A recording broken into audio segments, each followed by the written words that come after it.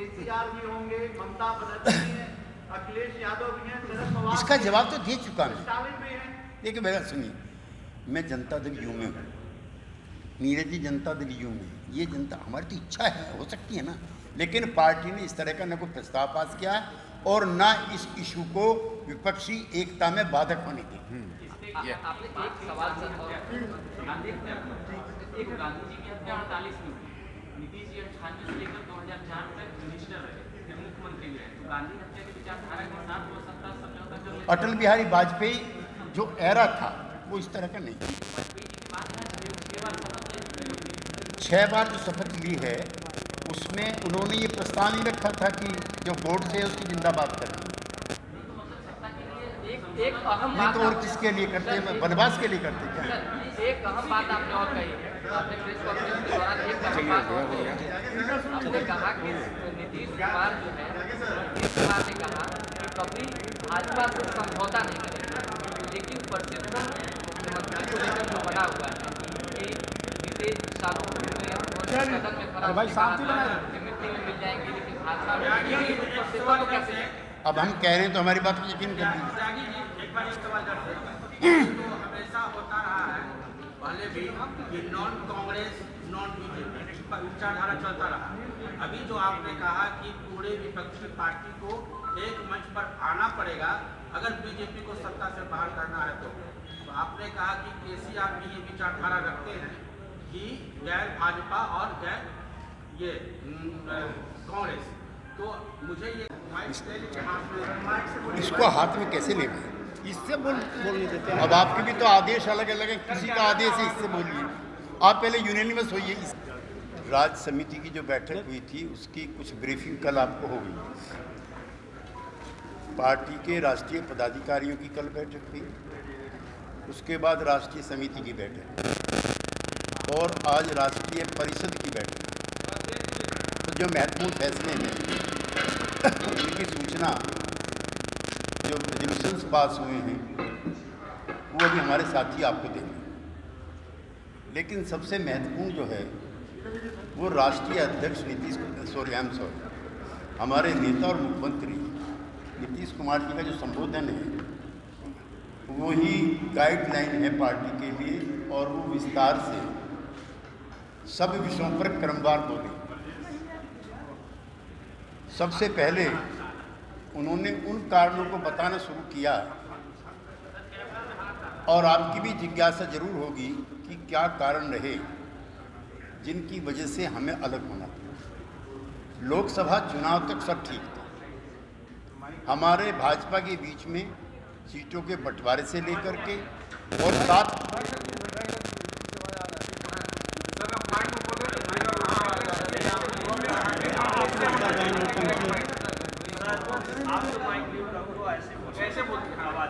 ये सरसम्मत फैसला आपका बीच में कोई कहेगा तो नहीं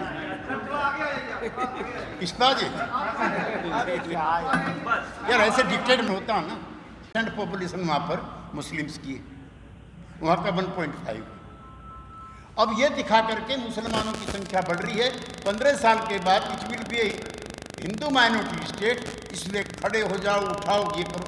तो ये कोई पॉलिटिकल प्रोग्राम है, आर्थिक प्रोग्राम है, किसान का है, मजदूर का है, विद्यार्थी का है, which section of society will be strengthen from it, वो चला रखा है।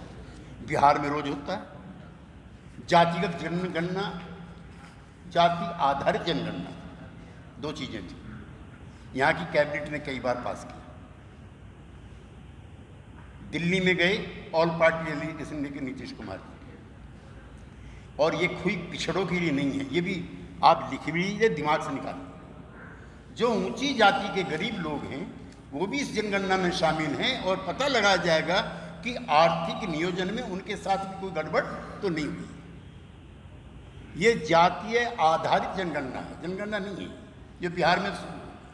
और हमें फक्र है कि बिहार पहला स्टेट होगा जहां जाति आधारित जनगणना होगी, जिसमें सभी जाति समूहों की सामाजिक और आर्थिक स्थिति का विश्लेषण होगा। और हम मांग करेंगे सब जगह होना चाहिए। जिसको ये अमृत महोत्सव बता रहे हैं उसमें भी हमें ऐतराज है, बापू महोत्सव क्यों नहीं होना चाहिए? What do mean by Amrit Mahotsav? नए नए शब्द निकाल के लाएंगे। और यहाँ का नहीं, दुनिया का सबसे ज़्यादा रेस्पेक्टेड आदमी महात्मा गांधी। नेल्सन मंडेला 29 साल जेल में रहे। उन्होंने पूछा भी क्या इंस्पायरिंग फोर्स थी? उन्होंने कहा महात्मा गांधी। ऑन सोन सू की लड़ रही है बराबर के प्रदेश में, उससे पूछा कि कैसे लड़ रही हो? उन्होंने कहा महात्मा गांधी। कोइराला बंधु नेपाल में आपके बाजू से लगा हुआ है, कौन नेता है आपका? महात्मा गांधी।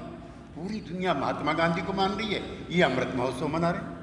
पॉपुलेशन वहाँ पर मुस्लिम्स की है, वहाँ का 1.5। अब ये दिखा करके मुसलमानों की संख्या बढ़ रही है 15 साल के बाद, it will be Hindu minority state, इसलिए खड़े हो जाओ, उठाओ, ये करो। तो ये कोई पॉलिटिकल प्रोग्राम है, आर्थिक प्रोग्राम है, किसान का है, मजदूर का है, विद्यार्थी का है, which section of society will be strengthen from it, वो चला रखा है। बिहार में रोज होता है जातिगत जनगणना, जाति आधारित जनगणना, 2 चीजें थी। यहाँ की कैबिनेट ने कई बार पास किया। दिल्ली में गए ऑल पार्टी डेलीगेशन लेकर नीतीश कुमार जी, और ये कोई पिछड़ों के लिए नहीं है, ये भी आप लिख भी लीजिए, दिमाग से निकालिए। जो ऊंची जाति के गरीब लोग हैं वो भी इस जनगणना में शामिल हैं, और पता लगाया जाएगा कि आर्थिक नियोजन में उनके साथ भी कोई गड़बड़ तो नहीं हुई। ये जातीय आधारित जनगणना है, जनगणना नहीं है जो बिहार में शुरू हुई।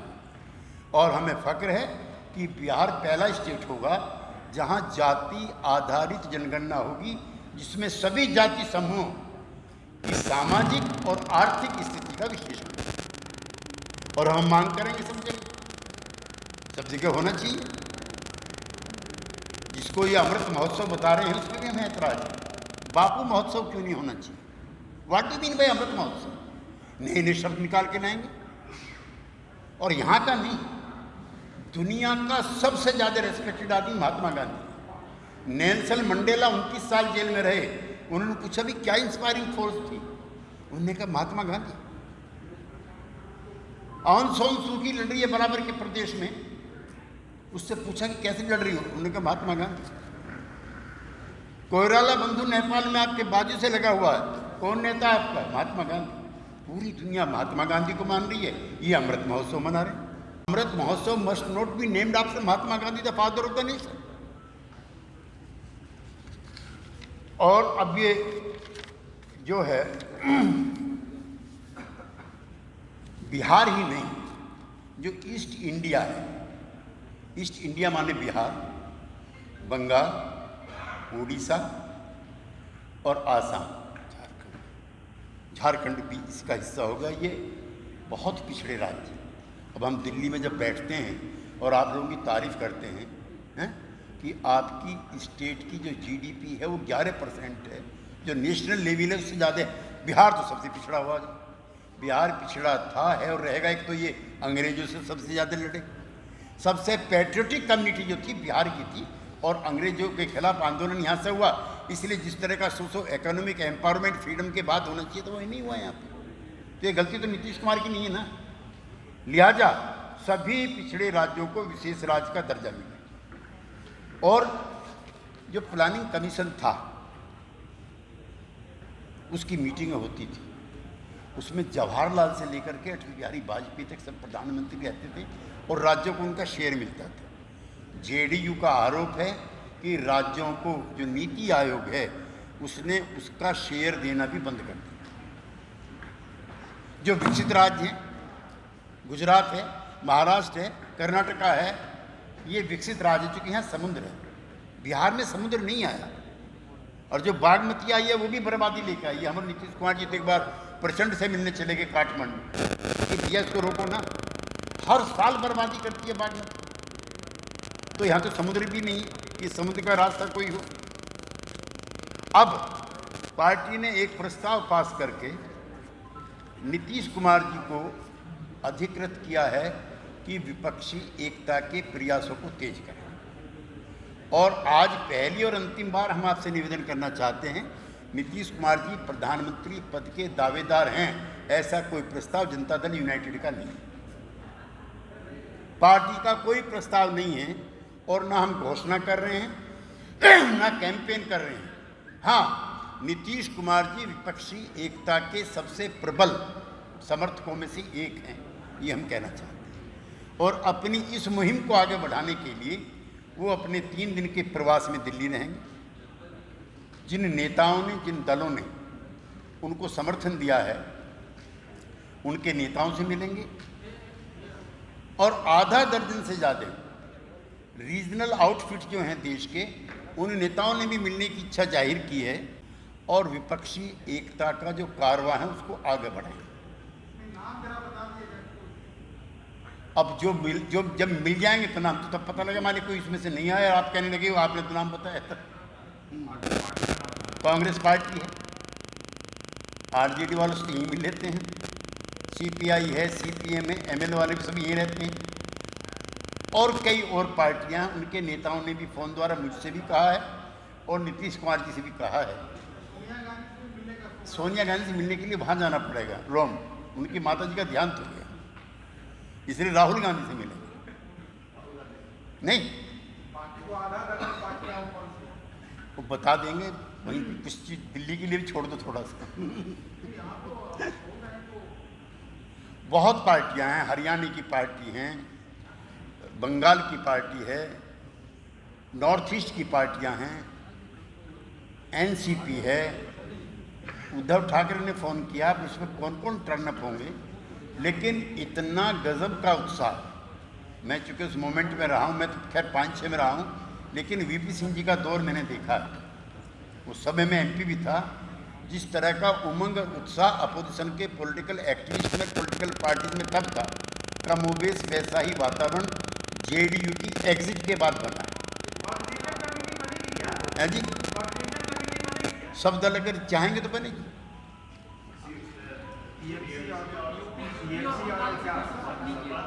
देखिए एक चीज़ और क्लियर कर दें, केसी राव जी यहाँ पर प्लीज आए थे, यहाँ पर जेके समर्थक, नॉन कांग्रेस नॉन बीजेपी। हमारा मानना है नॉन कांग्रेस और नॉन लेफ्ट कोई सार्थक विकल्प बीजेपी का आज की तारीख में नहीं हो सकता। लिहाजा कांग्रेस की और वामपंथी दलों की जो उपस्थिति है वो आवश्यक है किसी viable alternative.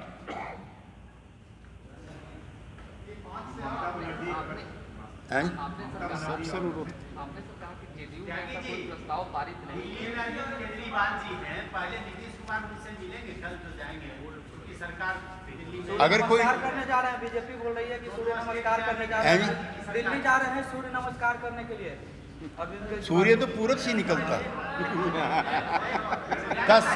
The sun rises from the east, हम तो यही पढ़ते आए अब तक। And the rising sun is Nitish Kumar, तो हमें जाने क्या जरूरत।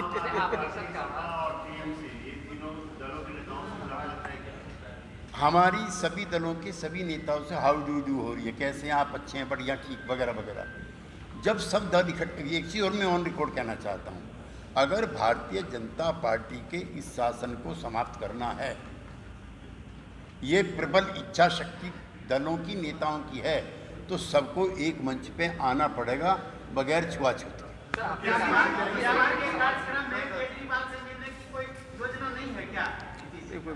अभी कोई ऐसा एजेंडा हम लोगों ने तय करके नहीं चला। जिन नेताओं के फ़ोन आ रहे हैं और केजरीवाल जी से तो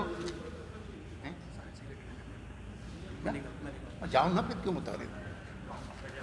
तो ये आपने कहा कि केसीआर जब आए थे, आपने क्या कर दिया, तो अब आप लोग गठबंधन में केसीआर रहेंगे या नहीं रहेंगे? देखिए, जिसको भारतीय जनता पार्टी से लड़ना है, अपने राज्य में अपने रीजनल आउटफिट को कामयाब बनाना है, सबको इकट्ठा होना पड़ेगा। आपने कहा सर कि जेडीयू की ओर से ऐसी कोई प्रस्ताव पारित नहीं हुई जिसमें मुख्यमंत्री हाँ। को जो है प्रधानमंत्री करेक्ट, को करेक्ट, उम्मीदवार बनाया। करेक्ट। लेकिन प्रचार प्रसार जो हो रहे हैं, दिखा जा रहा है कि राज्य में दिखा है, देश में दिखा है, ये तमाम जो संकेत 4-5 दिनों से देने की कोशिश हो रही, क्या नीतीश कुमार जी तो 17 साल से तो मुख्यमंत्री हैं और कई बार एमपी रहे हैं। मैं तो ऐसे लोगों को जानता हूं जिनकी पार्टी का ना एमएलए है ना एमपी है, और 25-30 लोगों की भीड़ नारे लगा रही, देश का नेता कैसा हो, हमारे फला फला जैसा हो, तो कोई वर्कर्स को कैसे कोई रोक सकता है? पार्टी के ऑफिशियल स्पोक्समैन के नाते I am on record on saying कि जनता दल यू का कोई इस तरह का न रेजोल्यूशन है ना प्रस्ताव है that he will be our prime minister candidate.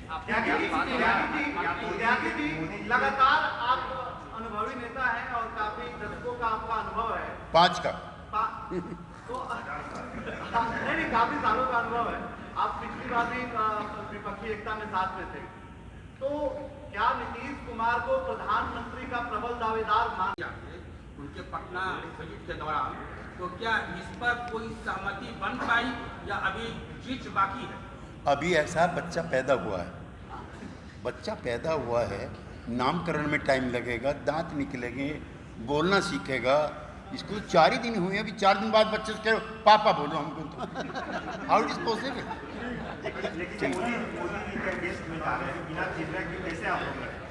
इसके पहले का इतिहास देखिए 77 का आपको याद है, मेरे याद है, कोई हमारा नेता नहीं था, जेपी नेता नहीं था, he was the guide philosopher of the.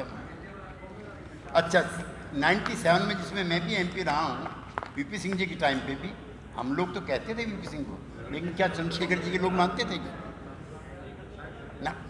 उस दिन चुनाव हो गया जिस दिन हमने वीपी सिंह जी को घोषित किया। मैं तो कार्यकर्ता जनता दल यू का हूँ। ठीक है, चलिए, बहुत धन्यवाद। Thank you sir.